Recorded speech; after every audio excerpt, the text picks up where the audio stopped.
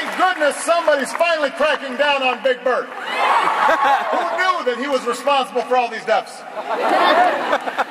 Elmo's got to watch out. The fact is, the guy playing Mitt Romney last night, his math doesn't add up. The only way to pay for $5 trillion in new tax cuts and $2 trillion in new defense spending that the military is not asking for is by either blowing up the deficit or asking you to pay more. And I refuse to do that. I'm not going to ask middle-class families to give up their deduction for owning a home or raising their kids just to pay for another millionaire's tax cut.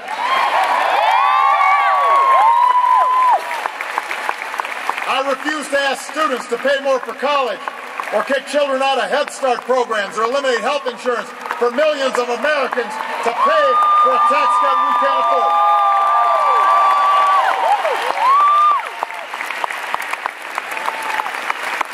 And I will not turn Medicare into a voucher. I explained why yesterday. Governor Romney doubled down on this proposal last night, and he is wrong.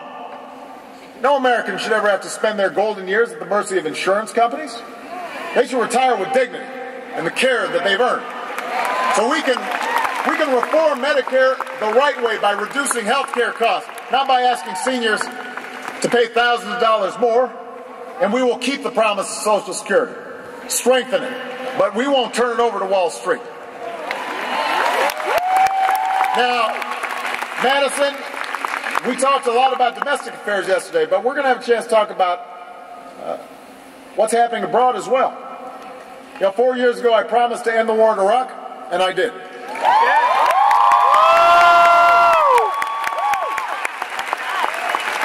I said we'd wind down the war in Afghanistan in a responsible way, and we are. And because we were able to refocus attention, Al-Qaeda's on the path to defeat, and Osama bin Laden is dead.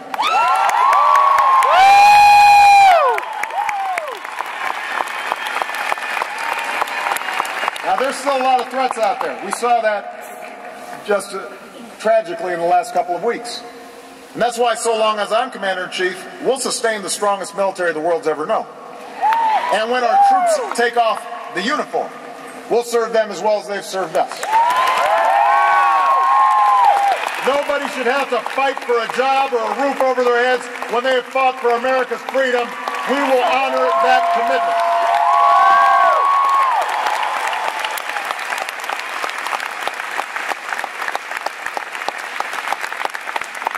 Now, I don't know who's going to show up at the next debate, but I do know that the real Mitt Romney said it was tragic to end the war in Iraq. He won't tell us how he'd end the war in Afghanistan. I have, and I will. And I'm going to use the money that we're no longer spending on war to pay down our debt and to put more people back to work rebuilding roads and bridges and schools and runways. After a decade of war, it's time to do some nation building here at home. That's why I'm running for second term.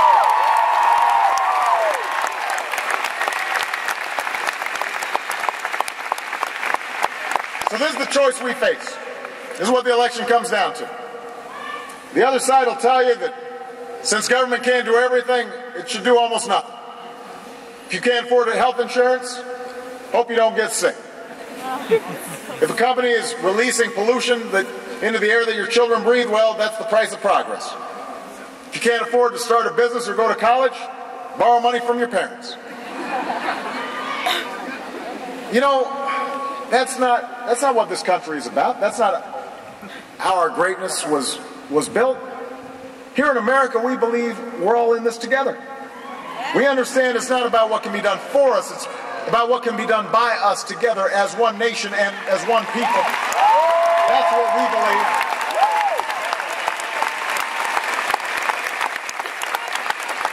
You're the reason the mother in Green Bay doesn't have to worry about her son being denied medical coverage because of a pre-existing condition. You made that happen.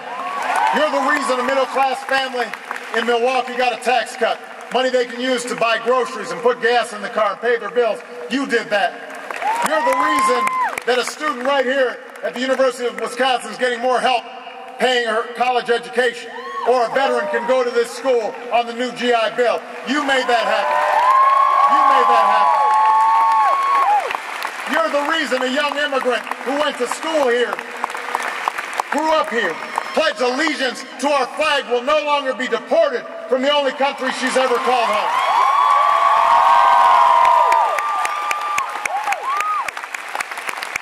You're the reason an outstanding soldier won't be kicked out of the military just because of who he loves.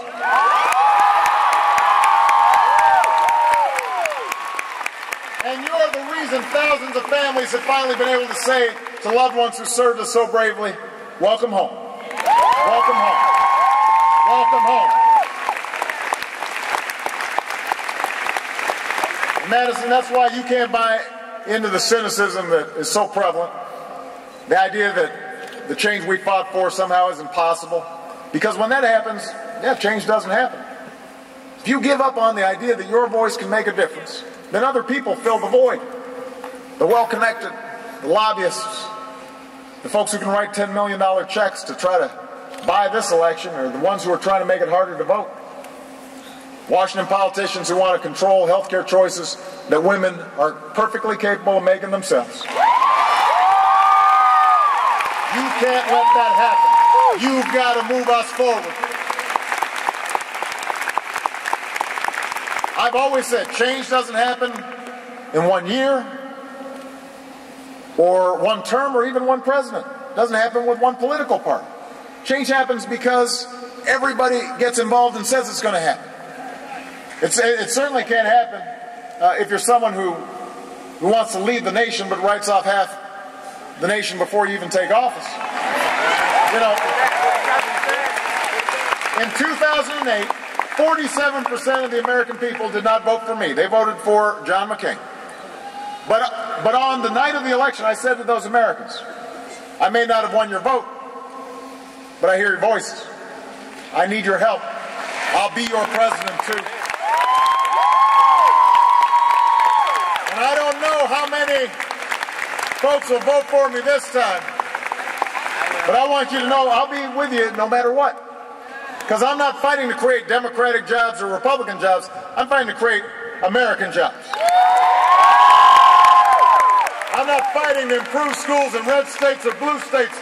I'm fighting to improve schools in the United States.